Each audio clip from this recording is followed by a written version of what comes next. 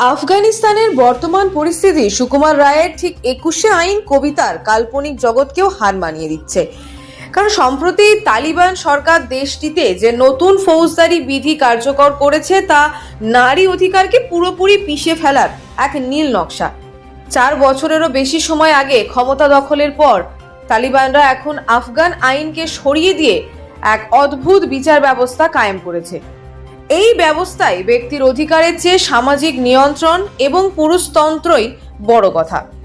নতুন আইনের 34 নম্বর ধারা অনুযায়ী একজন বিবাহিত নারী তার বাবার বাড়ি যেতে চাইলেও স্বামীর অনুমতি লাগবে। অনুমতি ছাড়া সেখানে অবস্থান করলে ওই নারীর 3 মাসের জেল হতে পারে। এমনকি আদালত নির্দেশ দেওয়ার পর পরিবার যদি তাকে স্বামীর কাছে ফেরত না পাঠায় তবে পরিবারের সদস্যদেরও একই শাস্তি পেতে হবে।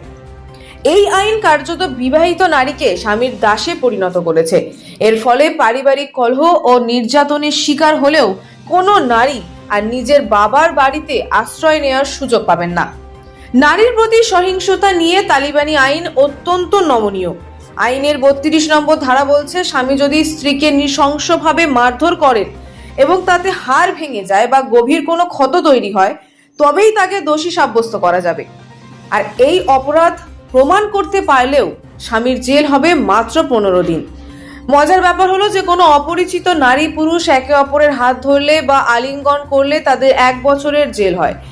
অথচ স্ত্রীর শরীরে যদি গুরুতর জখম করার পরেও স্বামী মাত্র 2 সপ্তাহে মুক্তি পেয়ে যাবেন।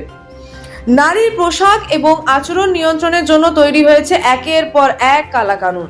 প্রতিবেশী নারীর দিকে অশ্রবণভাবে তাকানো, অঙ্গভঙ্গি করা বা তার ব্যক্তিগত জীবন নিয়ে আলোচনা করলে পুরুষের 1 মাসের জেল হতে পারে। অন্যদিকে কোনো পুরুষ যদি অপরিচিত নারীর সঙ্গে কোনো ইসলাম বহির্ভূত সম্পর্ক গড়ে তোলেন তবে তাকে 1 বছরের কারাদণ্ড ভোগ করতে হবে। এর মধ্যে করমর্দন বা সাধারণ আলাপচারিতাও অন্তর্ভুক্ত হতে পারে। সবচেয়ে ভয়াবহ নিয়ম রাখা হয়েছে ধর্মত্যাগী বা মুরতাদ নারীদের জন্য। 18 নম্বর ধারা অনুযায়ী কোনো নারী ইসলাম ত্যাগ করলে তাকে যাবজ্জীবন কারাদণ্ড দেওয়া হবে। এখানেই শেষ নয়, ওই নারী পুনরায় ইসলামে ফিরে না আসা পর্যন্ত প্রতি 3 দিন অন্তর তাকে 10টি করে চাবুকের ঘা মারতে হবে। পুরুষ ধর্মত্যাগীদের ক্ষেত্রে সাধারণত 3 দিন সময় দেওয়া হয় তওবা করার জন্য, নতুবা তাদের মৃত্যুদণ্ডের বিধান রয়েছে। এই নতুন আইনের 17 শতকের মুঘল সম্রাট ঔরঙ্গজেবের আমলের কিছু প্রাচীন ফতোয়া যুক্ত করা হয়েছে। অপরাধ ভেদে শাস্তির বিধান এখানে অপরাধীর সামাজিক মর্যাদার উপর নির্ভর করে। পণ্ডিত বা প্রভাবশালীরা অপরাধ করলে পাবেন কেবল মৌখিক সতর্কবার্তা। ব্যবসায়ীদের ডেকে তিরস্কার করা হবে, মধ্যবিত্তদের আটক রাখা হবে, কিন্তু সমাজের নিচু স্তরের মানুষ বা গরিবদের কপালে জুটবে 39টি চাবুকের ঘা এবং তার সাথে জেল। অর্থনৈতিকভাবে পরনির্ভরশীল নারীরাই এই শ্রেণী বৈষম্যের প্রধান শিকার হচ্ছেন। সরকার চাইলে জনস্বার্থে যে কোনো সময় মৃত্যুদণ্ড কার্যকর করতে পারবে।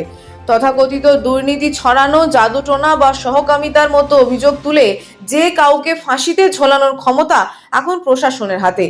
অশোভন আচরণ বা ভ্রান্ত বিশ্বাসের মতো অস্পষ্ট শব্দ ব্যবহার করে তালিবানরা আসলে যে কোনো ভিন্ন মত বা অবাধ্যতাকে দমন করার লাইসেন্স পেয়ে গেছে।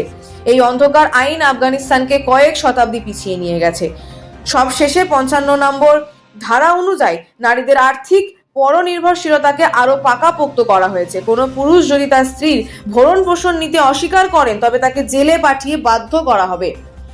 আপাত দৃষ্টিতে এটি নারীর পক্ষে মনে হলেও মূলত এটি নারীকে পুরুষের ওপর পুরোপুরি নির্ভরশীল করে রাখারই একটি আইনি কৌশল। এর ফলে নারীরা নিজেদের স্বাধীন আয়ের পথ হারিয়ে আইনি গোলকধাঁধায় বন্দী হয়ে পড়ছেন।